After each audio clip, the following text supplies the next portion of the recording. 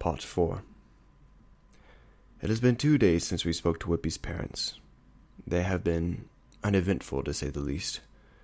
After the quick progress Holmes and I made in the initial stages of our investigation, strange how I think of it as ours, a sudden lack of activity was almost violent. The entirety of yesterday was spent lounging around the flat, bickering like an old married couple. Without constant nourishment, it's like Holmes's mind stagnates. He seizes anything that might have some form of intellectual entertainment with both hooves and wrings it out. At one point, he conducted a grand monologue on the effectiveness of various killing methods, rating our killer as one of the least efficient murderers he had ever encountered, though they apparently received extra points for sheer ferocity. This morning was different, however. My partner stood by the biggest window overlooking the street. Through his eyes were turned upwards. He watched a pitch-black cloud slowly approach from the distant coast. I silently joined his humble observation. In the toiling, writhing mass, I could almost see the dark waves crashing against gray sand reflected in the sky.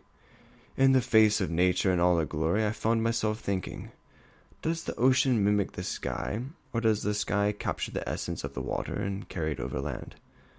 Are deserts simply nature's impression of the deepest places under the sea, only represented not through elevation, but rather liquid saturation? And what does it mean that Pegasus ponies control the weather in some towns? Are they defying nature? Strangely enough, I wondered whether Bertie could shed any philosophical light on my comparatively barbaric ponderings. My boredom was resolved in that moment. There was a diner that I needed to visit. Just as I turned to leave, Holmes said something. "That storm will take us tonight, Watson. We'll barely be able to hear each other over the noise it will make." "I should consider it a blessing, then," I quipped, rather callously in the face of his grave tone. He didn't turn back to look at me, nor did he smile or give any indication that he heard me.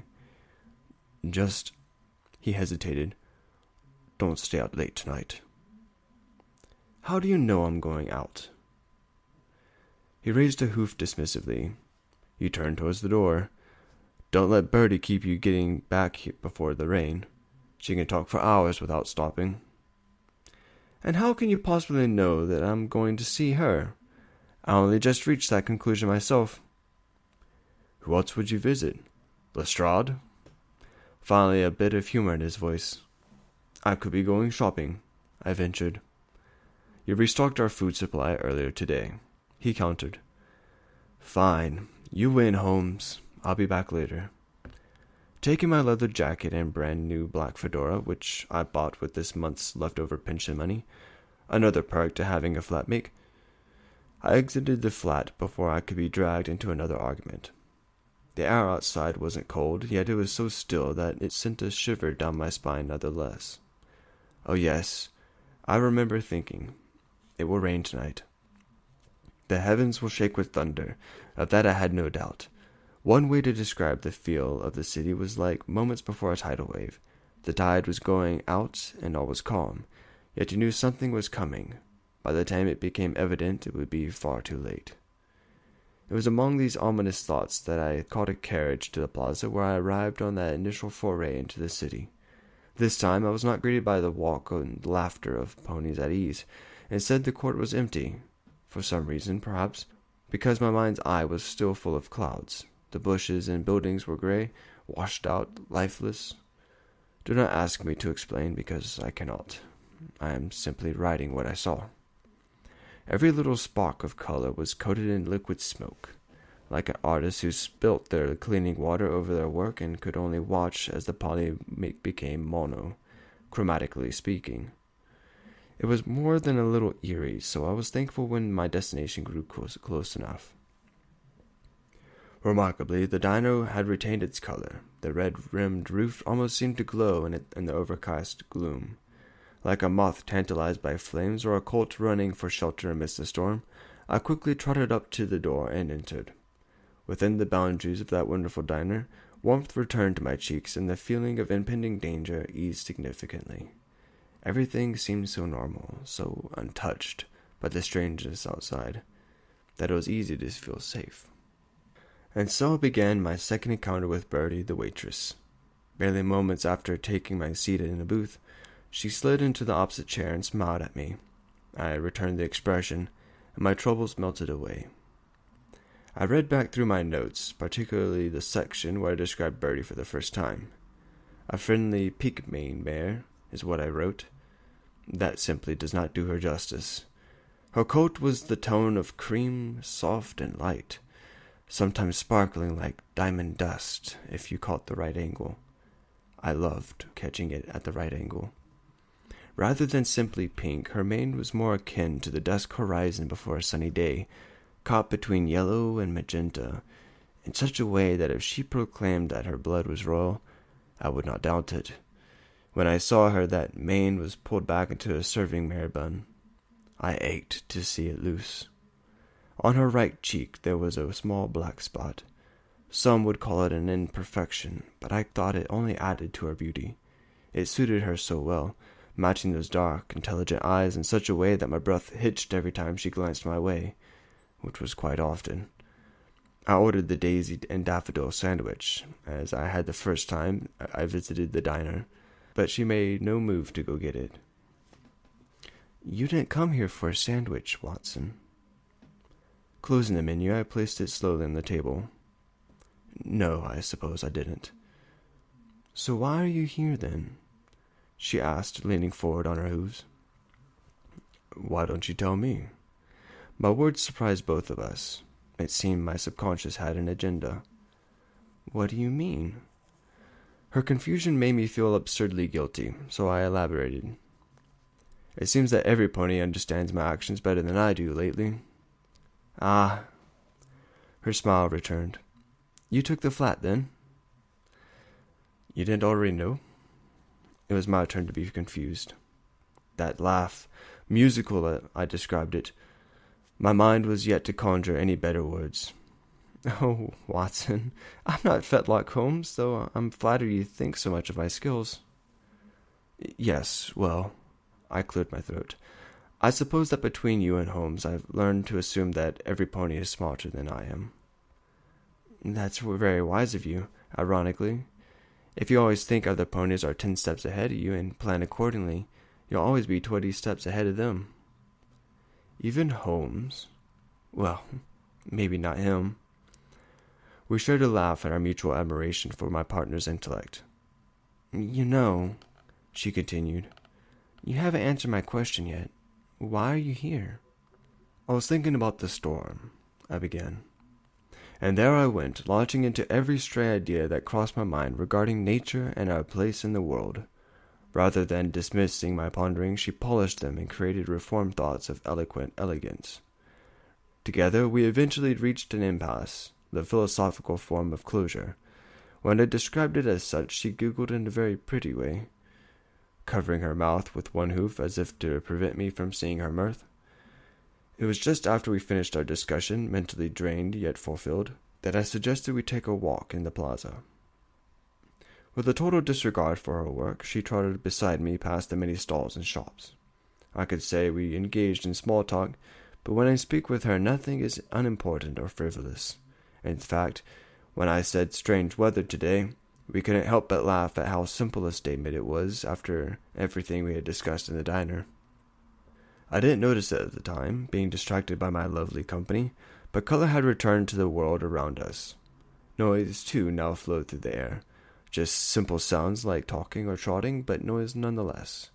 The strange grayness had vanished, and normalcy was restored. I was past, yet it seemed as though I lost all concept of time. The sky was beset with sickly yellow haze as the sun began to fade. Not that we could actually see the sun, it was still tucked away behind the sinister mass that now encompassed the sky. Instead, we saw glimpses of orange in the thinner areas of the air.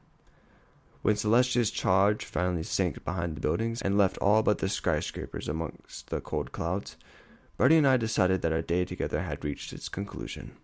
I walked her back to the diner, where I was surprised to see not a single angry co-worker waiting for her. She might own the diner, actually. I'll ask her that the next time I see her. The diamond-coated mare pecked my cheek and asked that I would visit again soon, as if I wasn't already planning our next outing. Once she disappeared behind the counter, I cheerfully trotted out into the evening. The air was brisk, but my heart was warm. Too long had I been without such good company. The hard roads did nothing to quell the spring in my hoofs.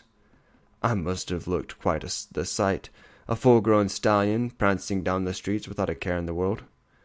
It wasn't long, however, before my good mood was killed by rain. Not a single ray of light still reached my path. In almost complete darkness, I walked cautiously. My jacket was soaked, and as was my new hat. There was that moment of isolation when alone in the rain. It's simultaneously terrifying and exhilarating, not being able to see another pony in any direction, nor a flicker of light from any window, just black skies, black buildings, black roads. And the noise. Holmes was certainly correct about that. I couldn't hear my own footsteps, let alone if any pony else around me. That was the thought that gave me the first taste of true fear I had felt in Trottingham. Some pony in this city was a murderer. If they were cold-blooded enough to kill a little colt, I doubted they would hesitate before killing me. My breathing quickened as an irrational paranoia surged in my mind. What if the killer was a Pegasus pony? They were rare here in Trottingham, yes, but wouldn't that give them an advantage? Those living in an earth pony city wouldn't anticipate an air attack. Of course, while writing this, I can see how silly it was. Holmes had confirmed that the killer walked away from the scene and that they had small hooves. Like a full-grown Pegasus might walk away from a crime scene to throw suspicion off, the problem of age remained. There were no flight schools in Trottingham, so there were no young Pegasus children. Therefore, the killer had to be a unicorn or earth pony like myself.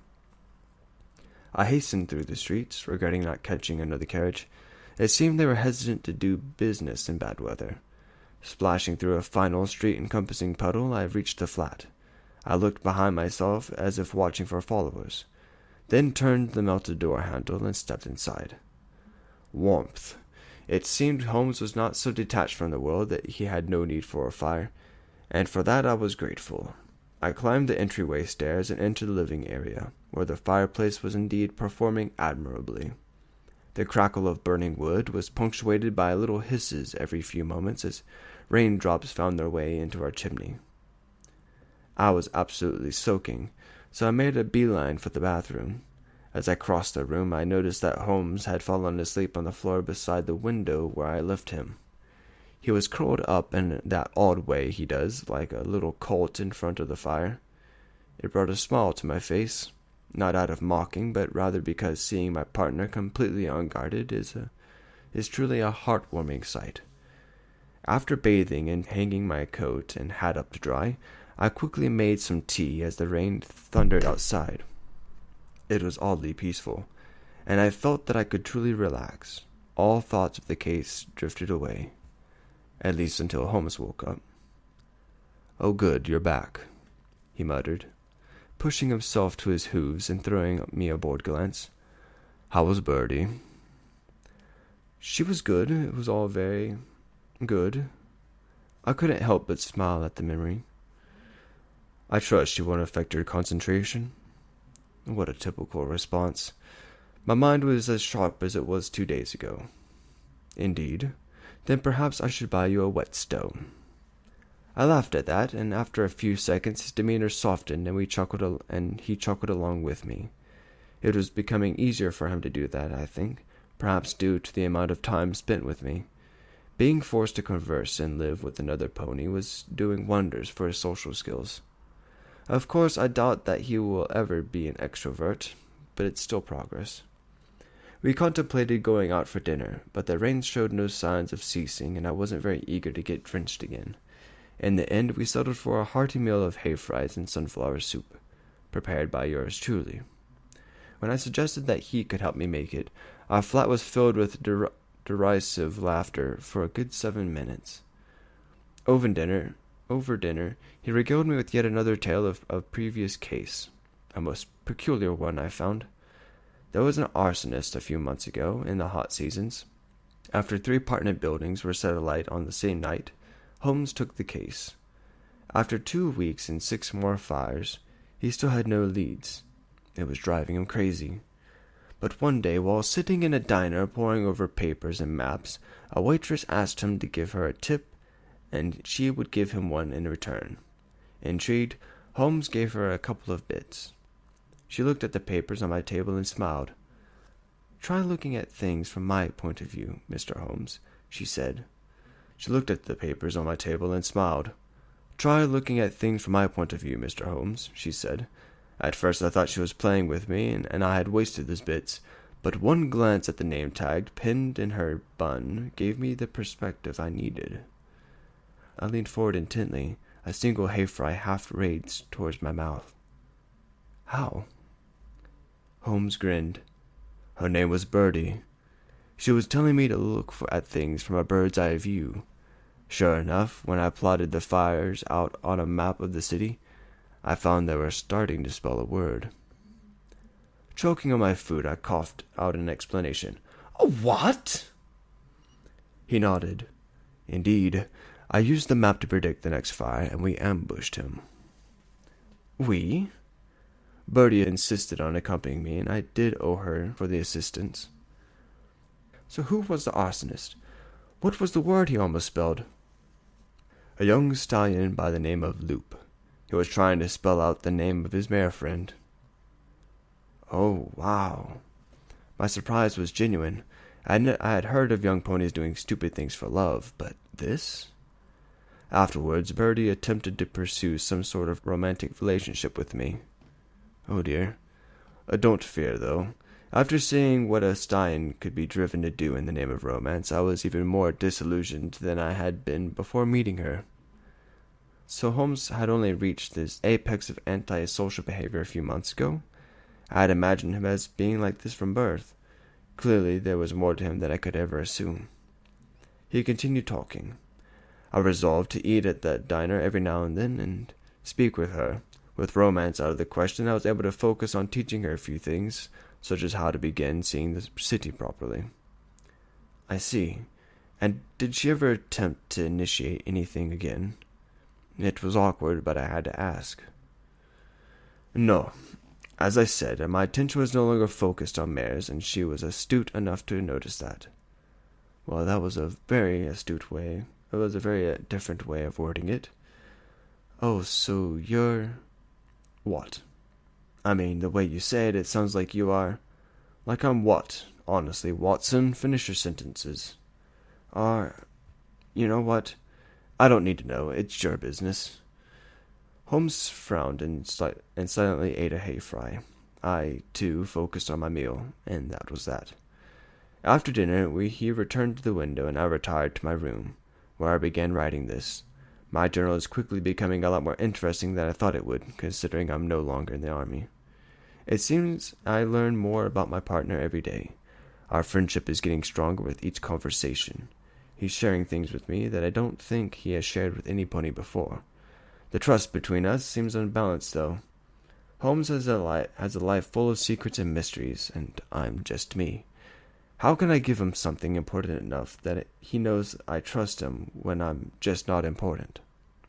There might be one thing, something my fellow soldiers knew back at the base. The story they whispered to the fresh-faced privates to scare them into concentrating. My worst memory. It's decided. Someday soon I'm going to tell Holmes what happened to the last ponies I was friends with. Whether our friendship will survive that, I don't know. Dr. Jog Watson.